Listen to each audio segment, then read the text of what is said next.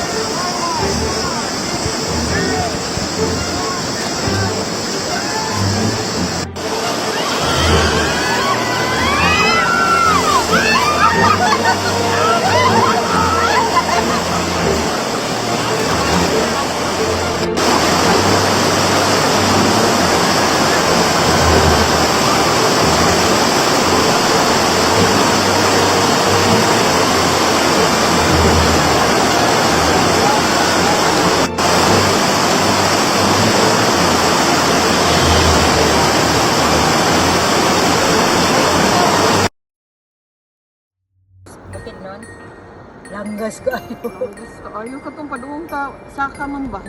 No? Video ni. Started. Video.